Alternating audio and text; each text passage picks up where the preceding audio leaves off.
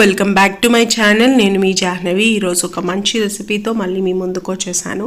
Tomato నిల్వ పచ్చడి ఈ విధంగా పెట్టి చూడండి, చాలా చాలా టేస్టీగా ఉంటుంది. ఇప్పుడు టమోటాలు బాగా చీప్గా దొరుకుతున్నాయి కదా, మా దగ్గర అయితే 100 రూపీస్కి 7 kgs అలా ఇస్తున్నారు. అలా తెచ్చుకున్నప్పుడు ఈ విధంగా పచ్చడి చేసి పెట్టేసుకున్నారంటే మనకు కనీసం 1 month వరకు ఫ్రిడ్జ్లో పెట్టుకొని మనకు కావాల్సినప్పుడల్లా తీసుకొని తినచ్చు అనమాట. మార్నింగ్ బ్రేక్ఫాస్ట్ ఇడ్లీ దోశల్లో కానీ లేదంటే మధ్యాహ్నం అన్నంలో కానీ చాలా టేస్టీగా ఉంటుంది ఈ పచ్చడి. ఒకసారి తప్పకుండా ట్రై చేయండి.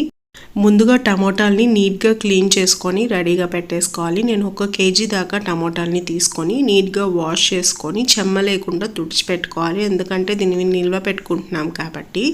ఆ తర్వాత ఒక టమోటాని 4 ముక్కలుగా వచ్చేలాగా కట్ చేసుకొని రెడీగా పెట్టేసుకోవాలి. ఆ తర్వాత ఒక కడాయి పెట్టుకొని దీంట్లో 3 టేబుల్ స్పూన్ల ఆవాలు, 1 స్పూన్ మెంతుల్ని వేసుకొని బాగా ఫ్రై చేసుకోవాలి, మంచి ఫ్రేగ్రెన్స్ వచ్చే వరకు. ఆ తర్వాత స్టవ్ ఆఫ్ చేసుకొని ఒక ప్లేట్లోకి ట్రాన్స్ఫర్ చేసేసి పూర్తిగా చల్లారిన తర్వాత మెత్తగా పొడి కొట్టుకోవాలి. సేమ్ అదే కడాయిలో ఒక 4 టేబుల్ స్పూన్ల దాకా వేరుశనగ నూనె తీసుకున్నాను. దీంట్లో చేసుకుంటే పచ్చడి చాలా టేస్టీగా ఉంటుంది. అది బాగా హీట్ అయిన తర్వాత మనం ముందుగా కట్ చేసి పెట్టుకున్న టమోటా ముక్కల్ని యాడ్ చేసేసుకోవాలి.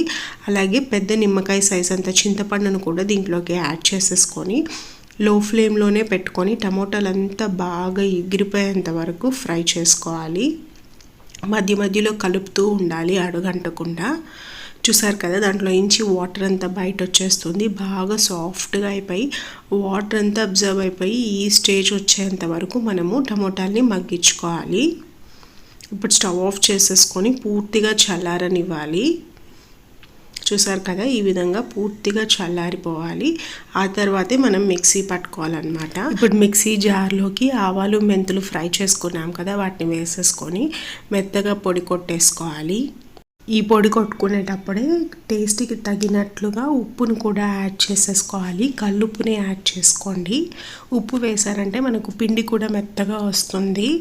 అలాగే దీంట్లో కారాన్ని, పచ్చి కారాన్ని యాడ్ చేస్తున్నాను.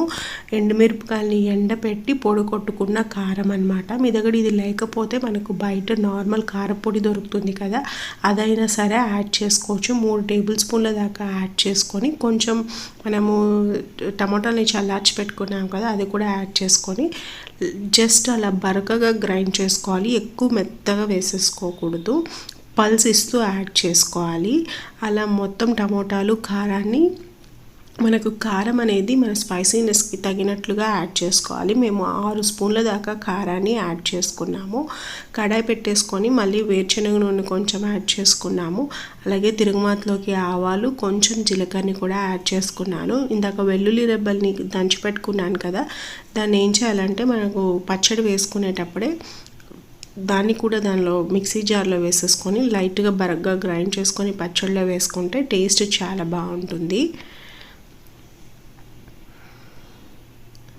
ఒకేసారి మొత్తాన్ని యాడ్ చేయకుండా ఈ విధంగా కొంచెం కొంచెంగా పచ్చడిని మిక్సీలో వేసుకొని జస్ట్ అలా పల్స్ మోడ్ ఇచ్చి వేసేసుకుంటే సరిపోతుంది. మొత్తం కేజీ టమోటా పచ్చడికి 6 టేబుల్ స్పూన్ల దాకా మేము కారం వేసుకున్నాము. బాగా స్పైసీగా తినేవాళ్ళంటే ఇంకొక 2 టేబుల్ స్పూన్లు కూడా యాడ్ చేసుకోవచ్చు.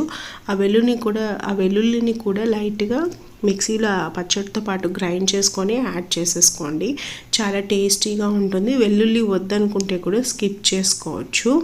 ఇప్పుడు దీంట్లో ఇంగువ పొడిని కూడా యాడ్ చేసుకోవాలి. నేను యాడ్ చేసుకున్న కారం ఇదనమాట. ఎండుమిరపకాయలు బాగా ఎండపెట్టి మిక్సీలోనే మెత్తగా పొడి వేసుకొని పెట్టుకుంటాము. అది కావాలన్నప్పుడల్లా పచ్చళ్ళలోకి వాటిల్లోకి యాడ్ చేసుకుంటాము. టేస్ట్ చాలా బాగుంటుంది. బయట ప్యాకెట్లో కన్నా ఈ విధంగా మనం ఇంట్లోనే చేసుకొని తింటే చాలా మంచిది హెల్త్కి కూడా.